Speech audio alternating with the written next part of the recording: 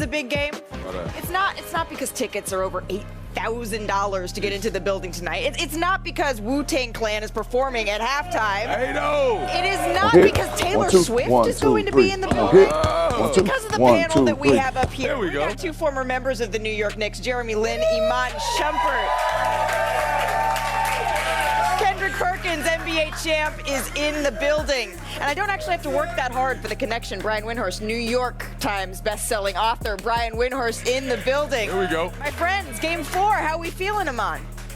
Well, I want to let y'all know I don't wear all black right now because I switched sides. Know his organization and know how passionate fans are, how important is sport. But I stand corrected. We still getting game 4. All right, he said he's making his prediction already. Well, let's take a look back at how history has gone in this series, because so far it has been the road team that has owned the day. Let's go all the way back here to game 1. Knicks up 2-1, but this is how we got here. The closing seconds of game 1, Jalen Brunson gets to his spot perk, and he executes. Well, I mean, it's big body Brunson time. The man is averaging what gym is it at? 10 points in the fourth quarter, shooting 48% from the field. Damn it, when it's clutch time, you know to get the ball to big body Brunson and get the hell out the way. Well, you know that when the clutch player of the year gets to his spot, he likes what he sees. But game 2, Brian Windhorst, we had more late game drama, all tied up at 104. This is a play right here Victor Wembanyama wishes he could get back. This is a genuine nightmare. This is something that he's going to remember for the rest of his life. But he didn't look at this as a terrible mistake. He looked at this as a missed opportunity, and that's the way the Spurs approach their mentality into game 3. But you can see here, Stephon Castle, he checks in, and then he picks his head up and gets running out. The Spurs, they have one more chance to win it here. De'Aaron Fox finds Victor Wembanyama. You're not going to get a better shot than this. And those late game mistakes, they were front of mind for Victor after this game. I threw that one away. I messed up.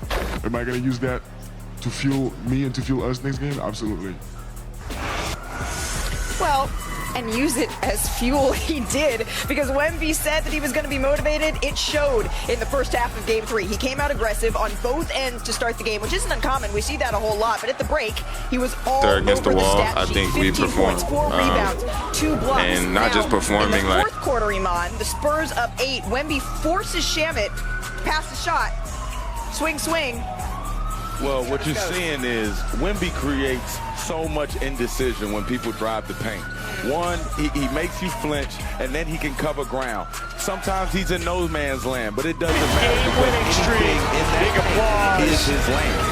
See right now, they're driving here, indecision happens, he claps it off the glass, but the indecision happens because everybody goes out to those shooters because they know they got a guy in there to erase mistakes. Well, we know, though, that it's been the All-NBA players that have been leading the way for each of their teams, as to be expected in the NBA Finals. Victor has increased his scoring in every single game this series, but Jalen has done his best work in clutch situations. No surprise there. But even with that, Jalen Brunson, of course he's not too high. Of course he's not too low. He's averaging like 0 smiles a game. Here he was.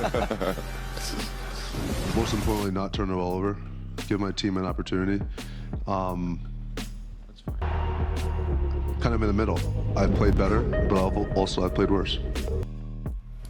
You want to hop in, Perk? Because the New York Knicks are still in the driver's seat in this series. How do you expect Jalen Brunson to get going? Hold on 1 second. Da-na-na-na-na. When things get weird, who you gonna call? You gonna call Big Body Brunson? Hey, listen, I don't give a damn about him shooting 31 shots in game 1. I don't care about him shooting 25 shots in game 2. And I damn sure don't give a damn about him shooting 25 shots in game 3. He could dribble the oxygen out the ball. Right now, the New York Knicks are in the promised land. Carmelo Anthony didn't take him there. Stephon Marbury didn't take him there. Ben doing the little things, detail-wise, better. The part of being locked in. Big Body Brunson took the Knicks to the promised land. You live by Big Body Brunson. You die by Big Body Brunson. The energy that the Knicks have, the organization, the coaching staff, is the same energy that the Golden State Warriors have with Steph Curry. Damn it, we riding with him. We don't give a damn if he shoot 100 shots. Yeah. I want him coming out firing tonight. Well, you saw Iman Shumpert was on the baseline. It was really hard to miss him in that bright orange shoot last game.